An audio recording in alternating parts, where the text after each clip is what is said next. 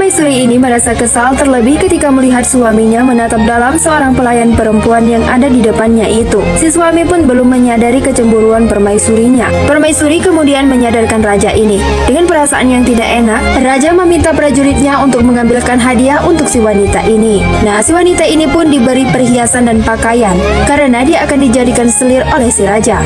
Tentu hal ini membuat permaisuri ini sangat kesal dan cemburu.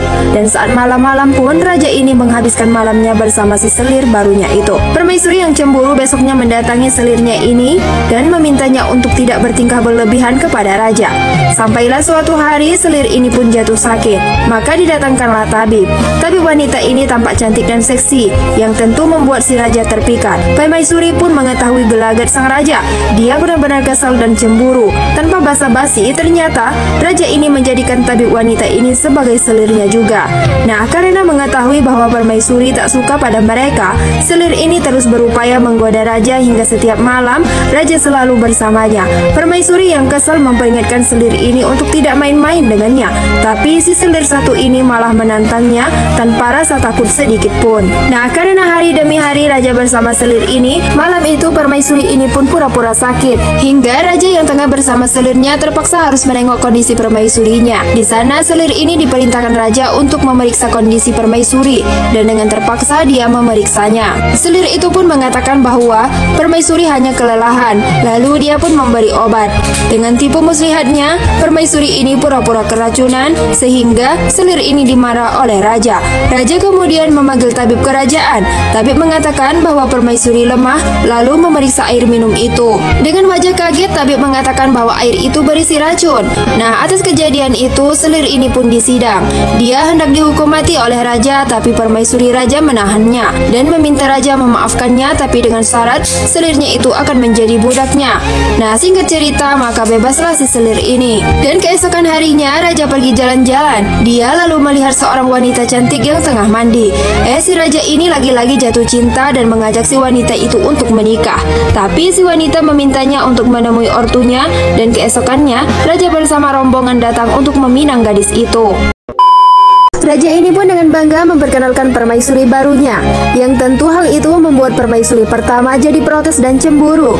Tapi raja memintanya diam, lalu dia mempersilahkan permaisuri barunya untuk duduk di sampingnya. Dengan bangga dan sangat bahagia, raja pun memuji permaisuri barunya itu. Nah, karena raja sudah memiliki permaisuri baru yang bakal jadi saingan berat permaisuri pertama, selir ini merasa senang, sedang si selir yang satu ini hanya diam. Nah, di sisi lain, raja yang tengah kasmaran menghabiskan waktu bersama permaisuri barunya itu.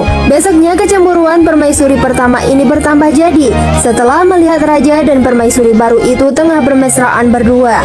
Rasa sakit hati permaisuri ini akhirnya memaksanya melakukan tindakan kekerasan. Dia memanggil permaisuri itu dan menyuruhnya untuk mencuci kakinya. Lalu air bekas cucian itu disiramkan kepadanya. Nah, karena merasa sakit hati, wanita ini malamnya sengaja mendatangi permaisuri dan memberitahukan bahwa dia malam ini akan menghabiskan waktu bersama raja. Hal itu tentu membuat permaisuri marah dan cemburu. Permaisuri lalu mendatangi kamar wanita itu dan menghajarnya karena telah lancang, dan malam itu pula si wanita ini diberi minuman yang membuat wanita itu kena penyakit gatal. Karena penyakit itulah wanita ini kembali ke rumah ortunya dan meminta obat. Berkat obat yang diberikan oleh ortunya, wanita ini jadi sehat seperti sedia kala dan kulitnya pun semakin mulus. Ketika dia kembali ke istana, dia berpapasan dengan raja dan permaisuri. Permaisuri itu kaget melihat kulit wanita itu sembuh, dan sejak itulah wanita ini membanggakan dirinya dan semakin berniat menjauhkan permaisuri dari raja. Raja pun tampak semakin mencintainya dan selalu menghabiskan waktu bersama permaisuri itu. Karena merasa raja lebih mencintainya, wanita ini dengan berani menantang permaisuri itu, dan dia pun membangga-banggakan dirinya karena selama ini telah berhasil memikat hati sang raja.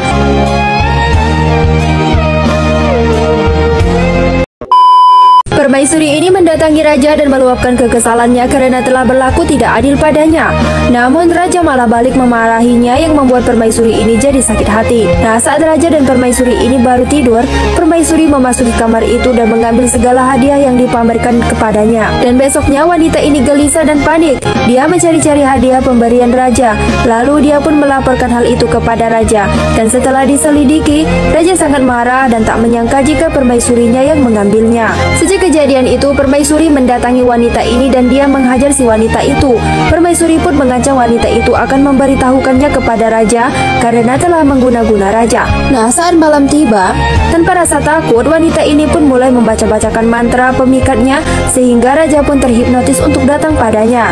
Nah, disinilah tampak raja semakin lebih sering menghabiskan waktu bersama wanita ini, makan bersama, dan bahkan melalui hari-harinya bersama. Bukan hanya itu, raja pun tampak tak lagi memikirkan permaisurinya. Permaisuri yang jengkel mencoba mencari cara menghentikan wanita itu. Lagi-lagi permaisuri memasuki ruangan ini dan mengambil batu giok ini, dan tanpa sengaja pelayan menemukan sebuah guci kecil. Nah, besoknya setelah kehilangan guci kecil itu, wanita ini gelisah. Lalu pergilah dia ke tempat dukun ini untuk meminta mantra pemikat itu lagi. Dengan senang hati dukun ini memberikannya, dan tentu dengan bayaran yang cukup mahal. Nah, beruntungnya mata-mata permaisuri berhasil mengikutinya. Lalu dengan segera mereka memberitahukan hal itu kepada si permaisuri. Lalu tanpa menunggu, mereka pun segera berangkat menuju tempat si dukun. Dan saat sampai di sana, mereka menghabisi si dukun dan memporak-porandakan seisi ruangan itu. Selepas dari sana, mereka pun kembali ke istana. Dan tanpa basa-basi, permaisuri ini langsung mengambil guci di tangan si wanita itu dengan paksa. Setelah ketahuan menggunakan ilmu pelet, wanita ini disandra oleh permaisuri. Dia disiksa meski si wanita ini meminta ampun, tapi permaisuri tak memberinya maaf. Lalu si wanita ini pun dihabisi olehnya. Karena ketahuan mengintip, si selir satu ini pun diancam akan dihabisi. Sedang di sisi lain, raja diberitahukan bahwa bahaya tengah mengancam nyawa selir dan permaisuri barunya akibat kemarahan si permaisuri pertama. Mendengar itu, mereka ini pun langsung menuju ke lokasi itu, dan setibanya di sana, raja melihat permaisuri barunya telah meninggal. Dia tergeletak di atas tanah. Raja sangat murka.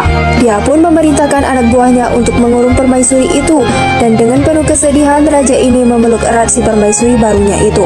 Dia benar-benar tampak kehilangan, dan besoknya setelah menjalani persidangan, permaisuri ini dijatuhi hukuman mati dengan cara dibakar hidup-hidup. Pengikut setia permaisuri ini pun tampak merasa terpukul. Mereka meminta raja memaafkannya, tapi raja tak mau memaafkannya. Sehingga setelah wanita ini benar-benar berdiri di atas tiang itu, raja dengan tanpa ragu menyulitkan api di kayu bakar itu. Api pun membara membakar tubuh si permaisuri. Setelah beberapa hari berlalu, raja ini masih merindukan permaisuri barunya. Dia tak bisa hidup tanpa wanita itu. Sehingga ujung-ujungnya karena merasa depresi, raja ini memutuskan untuk mengakhiri hidupnya. Dan film pun selesai.